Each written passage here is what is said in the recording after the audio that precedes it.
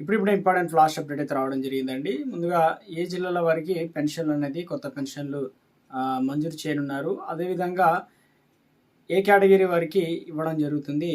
So Telangana రాష్ట్ర వ్యాప్తంగా పెన్షన్ల పంపిణీకి సంబంధించి తేదీ ఖరారు చేశారు. అదేవిధంగా కొత్త పెన్షన్లకు సంబంధించి కూడా ఒక లేటెస్ట్ అప్డేట్ అయితే ఇవ్వడం జరిగిందనమాట. సో మనకు తెలంగాణ రాష్ట్రంలో పెన్షన్లకు సంబంధించి దరఖాస్తులో భాగంగా ఎవరు అర్హులు అవుతారు ఏంటి, మన దగ్గర ఎలాంటి పత్రాలు అనేది అవసరం పడతాయి, సో వెరిఫికేషన్ సంబంధించి కూడా కొన్ని పత్రాలు అనేది చూపించాల్సి అయితే వస్తుంది. సో ఈరోజు ఉన్నటువంటి టాప్ 5 ముఖ్య అప్డేట్స్ ఏంటనేది కూడా వీడియోలో తెలుసుకుందామండి. వీడియోను చివరి వరకు చూడండి, అర్థమవుతుంది అనమాట. మరోసారి ఛానల్ చూస్తే వీడియో కింద నల్ల కలర్ సబ్స్క్రైబ్ బటన్ అయితే ఉంటుంది, దానిపైన నొక్కండి, సబ్స్క్రైబ్ అవుతారు.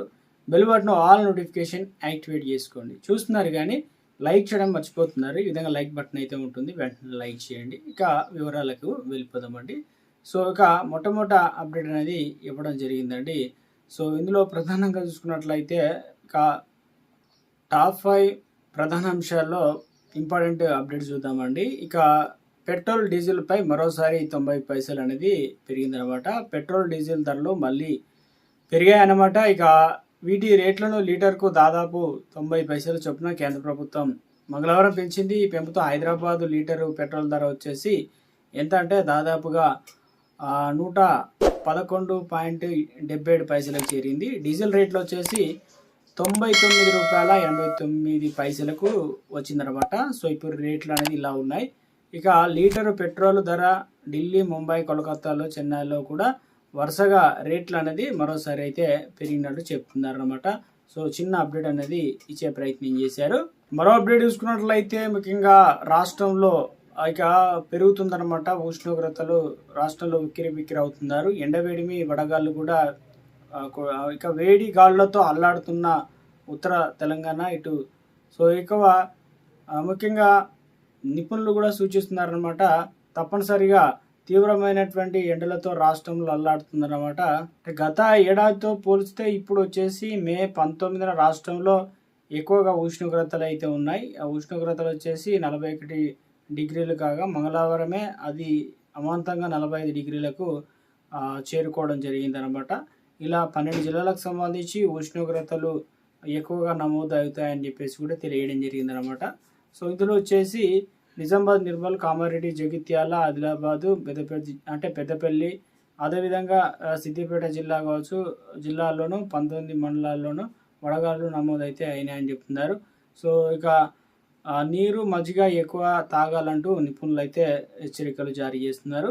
హైకోర్టు సంబంధించి ఒక అప్డేట్ అయితే ఇచ్చారండి. ఎందుకంటే హైదరాబాద్లో ఫుట్పాత్లు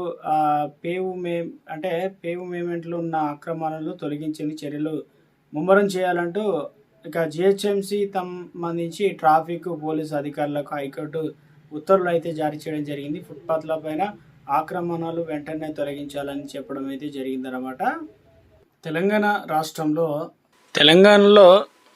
తెలంగాణలో పింఛన్లకు సంబంధించినటువంటి పంపిణీకి ప్రభుత్వం అన్ని ఏర్పాట్లు చేస్తూ ఉంది.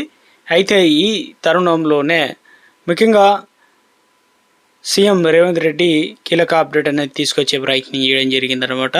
సో ఇటీవల కాలంలో ఒక పెన్షన్లు అనేది మనకు పెంచి అనేది ఇవ్వలేదు, కొత్త పెన్షన్లు కూడా మంజూరు చేయకపోవడం వల్ల ఈ ఆసరా పెన్షన్లకు సంబంధించి గుడ్ న్యూస్ చెప్పాలనే ఉద్దేశంతో తెలంగాణ ప్రభుత్వం ఎట్టకేలకు ఏదైతే ఆసరా పెన్షన్లు ఉన్నాయో తెలంగాణ రాష్ట్రంలో జూన్ 2 తారీఖున ఇవ్వడానికి ప్రభుత్వం ఆమోద ముద్ర వేసినట్లు పత్రికా విలేకరుల సమావేశంలో భాగంగా చెన్నూరు ఎమ్మెల్యే మంత్రి వివేక్ వెంకటస్వామి కీలక ప్రకటన అయితే చేయడం జరిగింది. ఇందులో ప్రధానంగా ఇప్పుడు పొందుతున్న ఆసరా పెన్షన్లు ఎవరైతే ఉన్నారో వారికి పెన్షన్లకు సంబంధించి ఇప్పటికే దాదాపు 2 లక్షల మందికి ఆమోద ముద్ర వేశారట, గ్రీన్ సిగ్నల్. సో ఇందుకు సంబంధించి ఇందులో వృద్ధులు, వితంతువులు, ఒంటరి మహిళలు, దివ్యాంగులు వీరంతా అయితే ఉన్నారని చెప్తున్నారు. అయితే తెలంగాణ రాష్ట్ర ప్రభుత్వం నుంచి ఏదైతే ఆసరా, చేయుత పెన్షన్లు ఇందులో ప్రధానంగా పెన్షన్ పంపిణీకి సంబంధించి అర్హత, అదేవిధంగా ఎలాంటి డాక్యుమెంట్లు అనేది చాలామంది అయితే అడుగుతున్నారన్నమాట. సో రాష్ట్ర ప్రభుత్వం నుంచి ఇక ప్రభుత్వం ముఖ్యంగా ఏదైతే పెన్షన్ల పంపిణీ కార్యక్రమాన్ని అయితే నిర్వహించాలని చూస్తున్నారు కదా. ఇందులో మొత్తం 42 లక్షల పెన్షన్లు ప్రభుత్వం అయితే ప్రతి నెల 1000 కోట్ల మేర ఖర్చు చేస్తున్నారు. ఇప్పుడు త్వరలోనే దాదాపుగా ఈ కొత్త పెన్షన్లు కూడా ఇవ్వడానికి అన్ని ఏర్పాట్లు అయితే చేశారన్నమాట. అయితే ఇందులో చాలామంది అడుగుతున్నారు, వృద్ధులు, వితంతువులు, ఒంటరి మహిళలు, డయాలసిస్ వ్యాధిగ్రస్తులు, హెచ్ఐవి వ్యాధిగ్రస్తులు, వితంతువులు వీరంతా కూడా అప్లికేషన్ సంబంధించి ఇందులో ప్రధానంగా ఎలాంటి డాక్యుమెంట్లు కావాలి అని చెప్పి చాలామంది అయితే అడుగుతున్నారు. సో అన్ని కేటగిరీల వారికి తప్పనిసరిగా ఆధార్ కార్డు ఉంటుంది, రేషన్ కార్డు అయితే అవసరం పడుతుంది, మరి యొక్క క్యాస్ట్, అదేవిధంగా ఇన్కంలో కూడా 1,50,000 లోపు అయితే ఉండాలన్నమాట. సో ఇవన్నీ కూడా ఎక్స్ట్రాగా అడిగేది ఏంటంటే ఒంటరి మహిళలకు సంబంధించి ఇక ముఖ్యంగా గ్రామంలోనే ఒంటరి మహిళలుగా ఉంటున్నట్లు ఒక సర్టిఫికేట్ అయితే, అదే వితంతువులు అంటే భర్త చనిపోయిన డెత్ సర్టిఫికేట్ ఒకటి, అదేవిధంగా వృద్ధులకైతేనేమో ఎక్స్ట్రాగా వచ్చేసి ఇక ముఖ్యంగా ఓటర్ ఐడి కావచ్చు, 10th క్లాసు సంబంధించి డేట్ ఆఫ్ బర్త్ అయితే అడుగుతారన్నమాట. సో ఇక ముఖ్యంగా దివ్యాంగులకు సంబంధించి సదరం సర్టిఫికేట్ ఉన్నా పర్లేదు, అదేవిధంగా యూడిఐడి కార్డు ఉన్నా పర్లేదు అనమాట. అయితే చాలా వరకు ప్రభుత్వం చెప్పింది ఏంటంటే ఈ పెన్షన్లు అనేది కట్ చేస్తున్నట్లుగా ఇటీవల కాలంలో ఒక అప్డేట్ అనేది రావడం జరిగిందనమాట. సో ఎవరి పెన్షన్లు కట్ చేయనున్నారు ఏంటనేది చూసుకున్నట్లయితే, సో ఇందులో ప్రధానంగా ప్రతి ఇంటింటికి పాత పెన్షన్లు ఎవరైతే పొందుతున్నారో సో వారు అర్హులా కాదా, ఎక్కడ నివాసం ఉంటున్నారు ఏంటి, ఇందుకు సంబంధించి కేంద్ర రాష్ట్ర ప్రభుత్వాలు వచ్చేసి మనకు సదరం సర్టిఫికేట్ ఏదైతే ఉందో ఇచ్చేవి తర్వాత నిలిపివేయడం జరిగింది. దీని ప్లేస్లో వచ్చేసి యూడిఐడి కార్డు అనేది ఇవ్వడం జరుగుతుంది అనమాట. ఈ కార్డు సంబంధించి కూడా ఈ కేవైసీ అనేది చాలామంది చేసుకోలేదన్నమాట. సో వారంతా కూడా మీ ఆధార్ కార్డు అదేవిధంగా ఫోన్ నెంబర్ అనేది లింక్ చేయాల్సి అయితే ఉంటుందన్నమాట.